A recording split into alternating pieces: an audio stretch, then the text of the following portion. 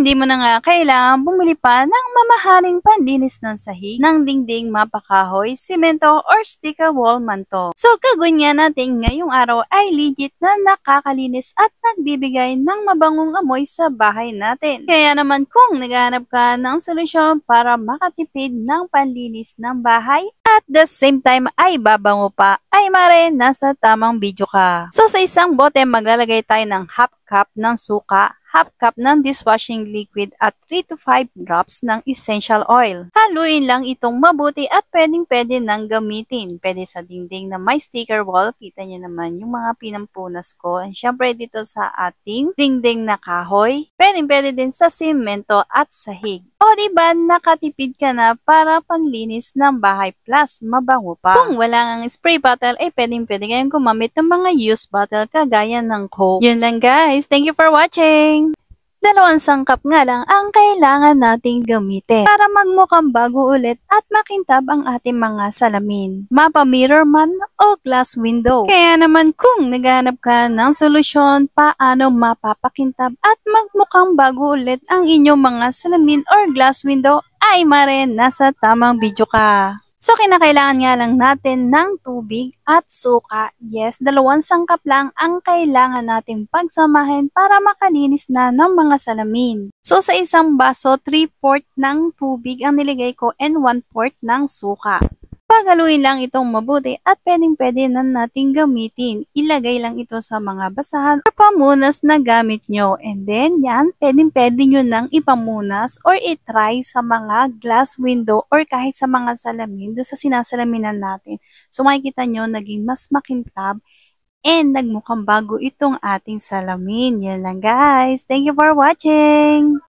Pinaghalong suka, dishwashing liquid at konting-konting tubig nga lang ang pinang-i-spray ko dito sa lamesa namin. I-spray nga lang ito sa mga area kung saan maraming langaw at syempre mga langgam na tumatambay. So yan, dito tayo sa lamesa kasi sobrang daming langaw dito. Once na nag-start na ako ng ating pang-merienda, dumadami yung langaw. So pagka-spray nga ay punasan lang nating mabuti at wala ng langaw na aaligid-aligid sa inyong mga lamesa. Mabisa din ito sa mga anay. Guys, thank you for watching!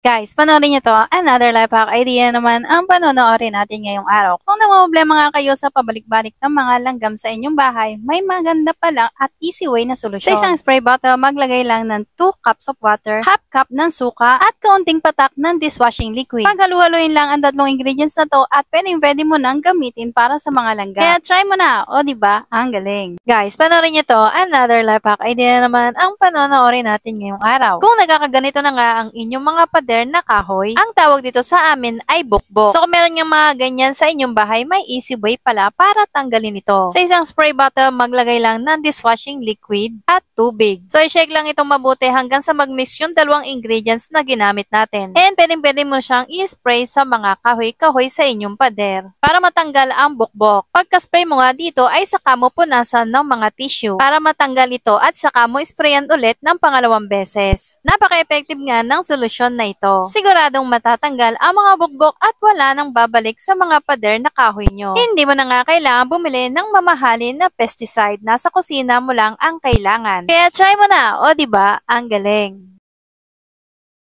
Guys, panoorin nyo to. Dishwashing liquid nga lang at tubig ang solusyon para sa problema mo sa mga bukbok. Kung napapansin nyo nga na ganito na ang mga kahoy ninyo sa inyong bahay, ay gawa na agad natin ng paraan yan para hindi maging kasing payat ng mga patpat ang mga kahoy ninyo sa inyong bahay. So dahil nga napansin ko na nanlalaglag yung mga kahoy-kahoy, so sobrang liit ng mga kahoy niya pagka humahangin is nadadala. Kaya naman tinignan ko and marami pala mga bukbok na naninirahan dito sa mga kahoy na to. Kaya naman inisprayan natin siya ng ginawa nating solusyon na dishwashing liquid at tubig. Sa ganitong paraan niya ay mawawala na ang mga bukbok at hindi na rin matatapyas ang inyong mga kahoy. Nasa kusina mo nga lang ang kailangan, kaya try mo na. O diba? Ang galing. Guys, panoorin nyo to. Kung every time nga na naglilinis ka ng bahay at araw-araw ay maalikabok pa rin, ito lang pala ang solusyon para matanggal ang mga alikabok. Plus, mabango pa ang hatid sa loob ng kwarto mo o sa loob ng bahay mo. So, kumuha ka lang ng spray bottle. So, lalagyan lang natin ng tubig na halos halos kalahati ng spray bottle at kalahating sachet ng inyong paboritong fabric conditioner. So i-shake lang itong mabuti hanggang sa mag-mix yung dalawang ingredients at pwede na nating gamitin. So ever since nga ito na ang ginagamit kong palinis. Pwede sa mga cortina, sa mga plywood, pwede din sa mga wallpaper sticker. At ginagamit ko rin pampunas sa sahig. Tiyak na malinis na mabango pa ang bahay mo. Kaya try mo na. O diba, ang galing. Guys, panoorin nyo to.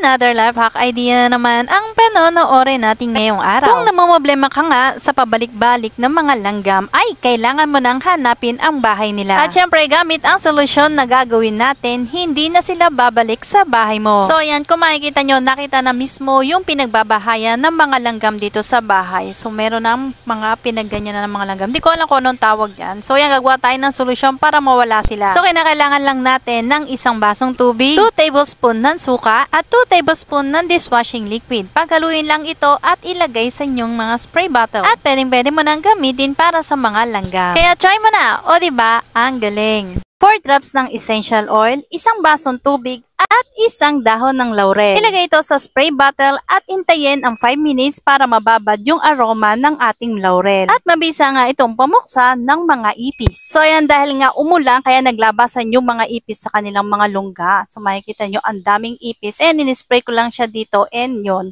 Naghintay lang tayo ng ilang minuto at hindi na talaga sila nakagalaw dyan. Kaya naman very effective yung solusyon na ginawa natin ngayong araw. Kaya try mo na, o diba, ang galing. So, tanong ni Ma'am Sally, may alam ka po bang solusyon pampuksa ng surot? So, in this video, gagawin natin yung pinakamadaling hack, pantanggal ng surot at hindi na sila babalik. Usually, ang mga surot ay nandito sa inyong mga beddings o yung inyong mga kama. So, yung gagawin nating solusyon, i-spray lang ito sa inyong mga kama. So, first, tatanggalin lang yung bedsheet at saka nyo i-spray. So, at patuyuin lang ito. Ulit-ulitin lang ang process hanggang sa tuluyan nang mawala ang mga surot sa inyong mga kama. Paano nga ba gawin yung ating solusyon? Sa isang spray bottle, maglagay lang ng tubig. So, depende sa inyo kung gaano kadami ang tubig and yung ating essential oil. So, sa ganitong karaming tubig, nagpatak lang ako ng 4 drops ng essential oil. Dahil nga ang essential oils have natural insect repelling properties. Hindi lang to basta nakakatanggal ng surot, sobrang bango pa ng loob ng kwarto mo o ng bahay mo once na in-spray mo to. Kaya try mo na. O diba, ang galing. Mabisang panlinis nga ito ng ilalim ng mga kawali at kaserola. So, kinakailangan lang natin ng cola, baking soda, suka, at dishwashing liquid. Haluin lang ito mabuti hanggang sa mag-mix ang lahat ng ingredients na nilagay natin. Itong akin ay nilagay ko or tinransfer ko sa spray bottle para madali na lang siyang i-spray every time na gagamitin ko. I-spray lang ito sa inyong kaserola, ipabad ng 5 minuto at pwede mo nang kuskusin at banlawan. Amoy fresh at amoy hotel na bahay. Achieve na achieve yan dahil sa dalawang ingredients na gagamitin natin. Hindi mo na nga kailangan bumili pa ng mamahaling pampabango sa bahay. So, kailangan lang natin ng 10 to 15 drops ng ating essential oil at isang basong tubig. Ilagay lamang ito sa spray bottle, i-shake at pwede mo nang gamitin. I-spray lang to sa buong bahay at magiging mabango na ang buong bahay mo. Kaya try mo na! O diba? Ang galing! Sa dalawang ingredients nga lamang ang kailangan natin ay makakapaggawa ka na ng solusyong pampabango ng inyong bahay. So sa isang spray bottle, maglagay lang tayo ng tubig. So kalahating tubig lang yung nilagay ko dito sa bote ng spray bottle and lalagyan natin siya ng 10 to 15 drops ng ating essential oil. So yung ginamit kong essential oil dito ay may scent ng eucalyptus. Kaya naman hindi lang pampabango ng bahay, marerelax ka pa. I-shake lang itong mabuti at pwede mo nang spray sa buong bahay mo. Gawin lang ito araw-araw at sure na relaxing ang araw mo. Kaya try mo na! O diba? Ang galing. Toilet mo at bahay na amoy spa salon. Dahil yan sa solusyon na ito, kinakailangan nga natin dito ng cloves, fabric conditioner,